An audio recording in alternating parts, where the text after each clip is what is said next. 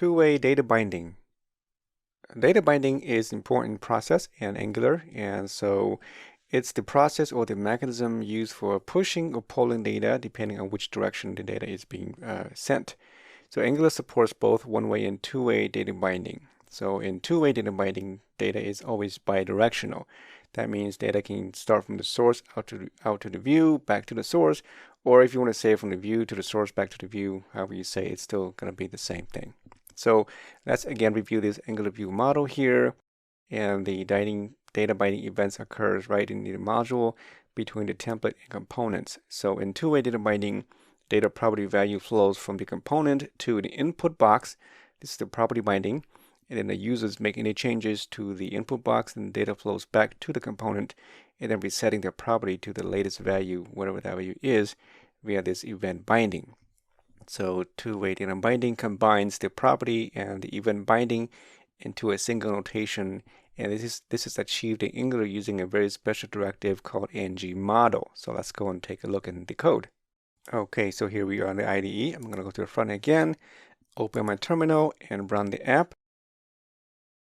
And while that's running, let's go open the src folder into the app and open the app component HTML, that's the view, and then the source app component.ts.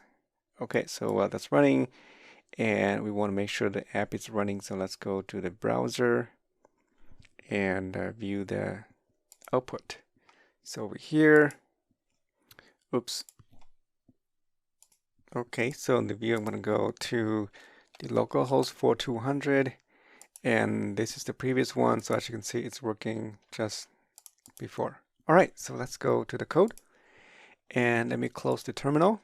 All right, so two-way data binding, again, remember, is coming from the source out to the view into an input box, input tag, and then from the input tag back to the source again. Okay, so that whole loop cycle there. So we can just do this here in this example using this same input here, the message here. As you can see, the way we did here is almost kind of like a two-way binding, except it is done a different way, right? Because we invoke a function called clickMe, and we send a message in this text field, the value back to a function. The function goes into and then implement or actually update the message down here.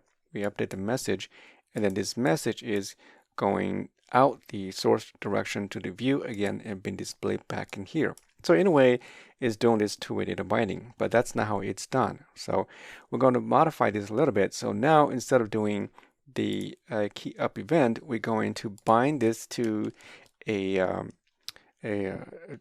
property called, so you see the property, usually we have the value property, right, equals to the actual message itself. This is the actual data field, but then you do this separately later when we learn about forms.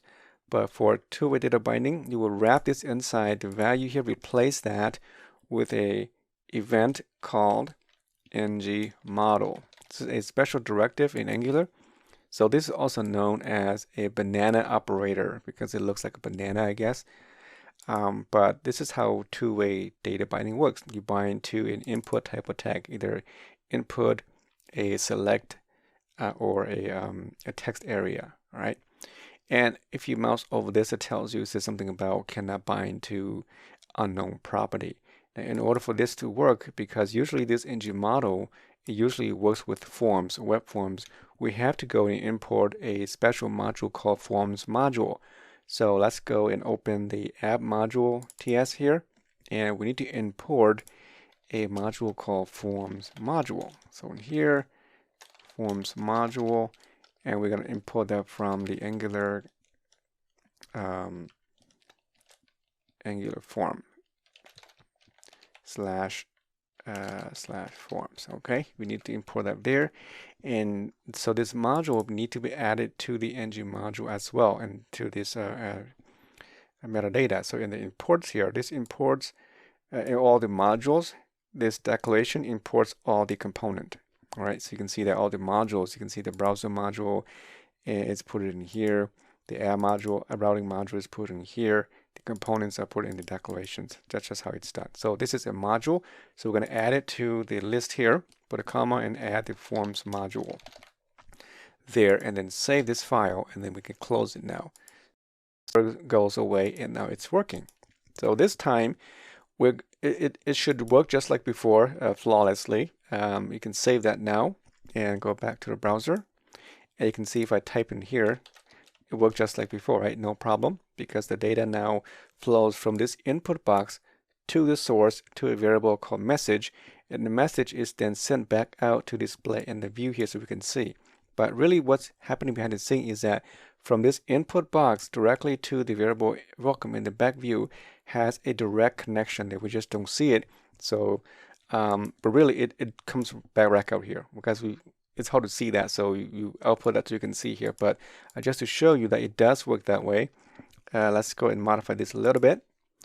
Okay, notice when we tie this to the message, this is similar to how I did up here, right? We did a one-way binding. We bind to the style, but then the variable is green, and the green data is interpolated into this location. Same thing here. If you take out the ng model, then it's like the value, right? And we bind the value to the, it looks like this, right? You bind the value just like this, and the message goes right here. Okay, and that's what it looks like. So if I do like that, if I go back to the source, and let's just say the initial message was hi there, like that. If you save that and go to the view, you see the message is right here. This is the initial data, so we know that it's flowing from the source to the view. And then the other way around going from the view to the source is by removing this value and replace that with an event called ng model. This is Angular model. And that's how data goes to an event, okay, directly from this variable, this view, and then out back to the source, and then comes back out. So you have this same a behavior we saw earlier with the click function, but this time you don't need the click function because it does it automatically. And so just to see that how this works, really, I just showed you, but then we can change this click event to say something like hi there. Okay, so when I click on this event, this function, it's going to what happened here? Yeah, so did I do something wrong here? Not sure. Okay, so back in here, we can pass the value back in here. I'm going to change the value to whatever it was to a message called hi there. Well, I have the hi there. Let's remove this message back to blank. Okay.